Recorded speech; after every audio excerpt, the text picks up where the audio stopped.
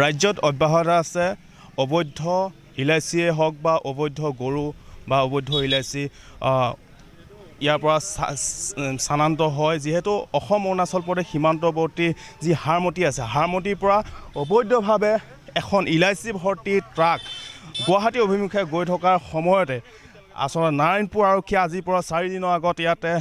আবদ্ধ কৰে আৰু কণ্টেইনাৰটো মই দেখুৱাবলৈ অনুৰোধ জনাইছোঁ ভিডিঅ' লেন্সক এটা কণ্টেইনাৰ এই কণ্টেইনাৰটোৰ ভিতৰতে আছে অবৈধভাৱে আনা ইলাচি ভৰ্তি কণ্টেইনাৰ আৰু এই ইলাচি ভৰ্তি কণ্টেইনাৰটো 4 দিন ধৰি আচলতে এই ঠাইতে আবদ্ধ কৰি থকা হৈছে আৰু এই ক্ষেত্ৰত দল সংগঠনৰ লোকসকলে প্ৰতিক্ৰিয়া ব্যক্ত কৰিছে বিভিন্ন সময়ত আৰু মই অসম জাতীয়তাবাদী যুৱ ছাত্ৰ পৰিষদ আমাৰ লগত আছে ছাত্ৰ সন্থা আমাৰ লগত আছে মই অসম জাতীয়তাবাদী যুৱ ছাত্ৰ পৰিষদৰ পৰা জানিবলৈ চেষ্টা কৰিম কি হৈছে আচলতে ঘটনাটো আজি 4টা দিন ধৰি এনেধৰণে এটা কণ্টেইনাৰ ইয়াতে আবদ্ধ কৰি ৰখা হৈছে এই বিষয়টো বহুত ৰহস্যৰ আৱতত সোমাই আছে এতিয়া আমি জানিব পৰা মতে আপোনাৰ প্ৰশাসনে বস্তুটো আপোনাৰ কৰ বিভাগক সমজাই দিয়া হ'ল কিন্তু কৰ বিভাগে আজিলৈকে কিয় এইটো আপোনাৰ নিষ্পত্তি কৰিব পৰা নাই এই কথাটো আপোনাৰ আমাৰ সন্দেহৰ আৱতত সোমাই পৰিছে এইটো আমি ইয়াত যেন ৰাজনৈতিক নেতা যেন জড়িত আছে এইটো আমি গম পাইছোঁ আৰু আমি প্ৰশাসনক এইটোৱে আমি দাবী জনাই আহিছোঁ যে কৰ বিভাগক আমি এইটোৱে দাবী জনাই আহিছোঁ যে অতি শীঘ্ৰে এই গাড়ীখনৰ ওপৰত যি ব্যৱস্থা ল'বলগীয়া আছে সেই ব্যৱস্থা আপোনালোকে লওক আৰু যদিহে আপোনালোকে ব্যৱস্থা ল'ব নোৱাৰে তেতিয়াহ'লে আমি মানে দল সংগঠন সকলো মিলি আপোনাৰ ইয়াৰ ওপৰত আমি আন্দোলন কৰিবলৈ আমি বাধ্য থাকিম আপোনাৰ ইতিমধ্যে এই যিটো কণ্টেইনাৰ দেখাই আছে ভিডিঅ' এই কণ্টেইনাৰটো আচলতে নাৰায়ণপুৰ আৰক্ষী থানাৰ সন্মুখত এই কণ্টেইনাৰটো আছে আৰু বিভিন্ন দল সংগঠনৰ লোক আহি উপস্থিত হৈছে যিহেতু দল সংগঠনে এইটো কথা জানিব বিচাৰিছে যে 4টা দিন এটা কণ্টেইনাৰ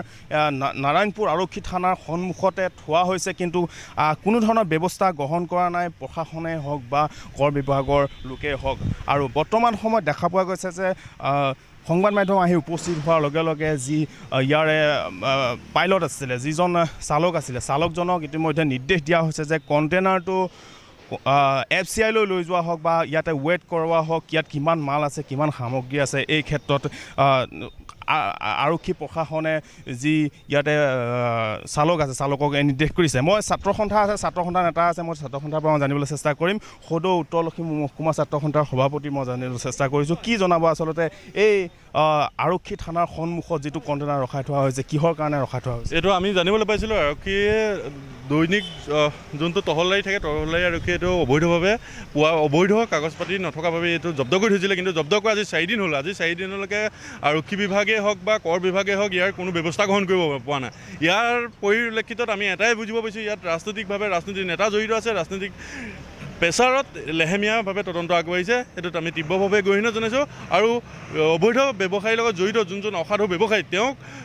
এৰেষ্ট কৰি উপযুক্ত শাস্তি প্ৰদান কৰিবৰ কাৰণে আমি নাৰায়ণপুৰ আৰক্ষী চকীক আহ্বান জনাইছোঁ আৰু কৰ বিভাগীয় কৰ্তৃপক্ষক আমি আমাৰ ফালৰ পৰা দাবী জনাইছোঁ যিহেতু যিখন কণ্টেইনাৰখন দেখাবলৈ মই অনুৰোধ জনাইছোঁ ভিডিঅ' কণ্টেইনাৰখন ইতিমধ্যে ষ্টাৰ্ট দিছে আৰু চালকে আৰু ষ্টাৰ্ট দিছে যিহেতু প্ৰশাসনৰ লোকে এই কণ্টেইনাৰখন ইয়াৰ পৰা লৈ যাবৰ কাৰণে নিৰ্দেশ দিছে ইতিমধ্যে এই তদন্ত চলি আছে ইতিমধ্যে যি জোখৰ কাৰণে ৱেটৰ কাৰণে FCI লৈ যোৱা হ'ব এয়া পোনপটীয়াকৈ দেখুৱাই আছে ভিডিঅ' জাৰ্নেলিষ্টে এই মুহূৰ্তত যিখন কণ্টেইনাৰ ইয়াতে আছিলে কণ্টেইনাৰখন জুখিবৰ কাৰণে কিমান ইয়াতে আচলতে ইলাচি আছে অবৈধ ইলাচি আছে এই অবৈধ ইলাচিসমূহ জুখিবৰ কাৰণে কণ্টেইনাৰখন লৈ যোৱা হৈছে FCI লৈ এয়া দেখুৱাই আছে ভিডিঅ' জাৰ্নেলিষ্টে সামগ্ৰিক পৰিৱেশসমূহ যিহেতু প্ৰাগ নিউজে আহি উপস্থিত হোৱাৰ লগে লগে এনেধৰণে কণ্টেইনাৰখন ইয়াৰ পৰা লৈ যোৱা হৈছে আৰু লৈ গৈ 4 দিনৰ পিছত কিন্তু তদন্ত বৰ্তমান সময়ত আগবঢ়োৱা হৈছে বুলি ক'ব লাগিব ইয়াতে কৰ বিভাগৰ লোক ইয়াতে উপস্থিত হৈছেহি প্ৰশাসনৰ লোক আহিছে মই ভিডিঅ'ত দেখাবলৈ অনুৰোধ জনাইছোঁ ইয়াৰ প্ৰশাসনৰ লোক এনেধৰণে ওলাই আহিছে আৰু ওলাই আহি এই যি তদন্ত 4 দিনৰ পিছত এই যি তদন্ত হ'ব লাগে 4 দিনৰ পিছত এই তদন্ত হোৱা পৰিলক্ষিত হৈছে মই আৰক্ষী বিষয়াৰ লগত যদি কথা পাতিবলৈ চেষ্টা কৰিম নাৰায়ণপুৰ আৰক্ষী থানাৰ যিহেতু আপুনি আছে মই আপোনাৰ ওচৰলৈকে আহিছোঁ যিহেতু আপোনালোকে তদন্ত কৰি আছে 4 দিন হৈ গ'ল বৰ্তমান সময়তে কেনেধৰণৰ ব্যৱস্থা ল'ব এইটো তেখেতলোকে এতিয়া ৱেইট কৰিব কিন্তু আমাৰ আৰক্ষী থাকিম তাতে আমি ৱেইট কৰাৰ পিছত কি পায় কি নাপায় তেওঁলোকৰ যদি তেওঁমতে নথি পত্ৰ শুদ্ধ পায় তেওঁলোকৰ কাৰণ যিহেতু ইতিমধ্যে কিবা দিছে যদিও মানে ডকুমেণ্টছ ছাবমিট কৰিছে আমাৰ সন্দেহ হৈছে যে ডকুমেণ্টৰ লগত নিমিলিবও পাৰে গতিকে সেইখিনি ৱেইট কৰাৰ পিছত আমি হেণ্ডঅভাৰ কৰি দিয়াৰ পিছত আমাৰ কোনো নাই, আমি জাষ্ট এটা হেল্পহে কৰি দিছোঁ। যিহেতু 15 নং ৰাষ্ট্ৰীয় ঘাইপথ লখিমপুৰ জিলা 15 নং ৰাষ্ট্ৰীয় ঘাইপথেদি সঘনাই কিন্তু এনেধৰণৰ ঘটনা সংঘটিত হয়। অবৈধভাৱে গৰুৱে হওক বা ইলাচিয়ে হওক তেনেধৰণৰ অবৈধভাৱে সামগ্ৰীসমূহ গৈ থাকে। কিন্তু বৰ্তমান সময়ত নাৰায়ণপুৰ আৰক্ষী থানাত এইখন যি কণ্টেইনাৰ দেখুৱাই আছে, কণ্টেইনাৰখন জব্দ কৰা হৈছিলে 4 দিনৰ আগত। আৰু এই জব্দকৃত কণ্টেইনাৰখন বৰ্তমান সময়ত যি কৰ বিভাগক গতাই দিছে যদিও কিন্তু কৰ বিভাগে বৰ্তমান সময়ত এই কণ্টেইনাৰখনত থকা সামগ্ৰী কিমান ৱেট আছে, কিমান ৱেট সেই তাৰ বাবে আচলতে জানিবৰ বাবে তদন্তৰ বাবে এয়া লৈ যোৱা দৃশ্য আমি দেখুৱালোঁ। নাৰায়ণপুৰৰ পৰা এয়া দৃশ্য দেখুৱাই আছোঁ। এনেধৰণে এতিয়া যি 4 দিন ধৰি আবদ্ধ হৈ থকা কণ্টেইনাৰখন বৰ্তমান সময়ত ৱেটৰ কাৰণে লৈ যোৱা হৈছে। পৰৱৰ্তী সময়ত আমি সবিশেষ তথ্য জনাবলৈ আমি চেষ্টা কৰিম।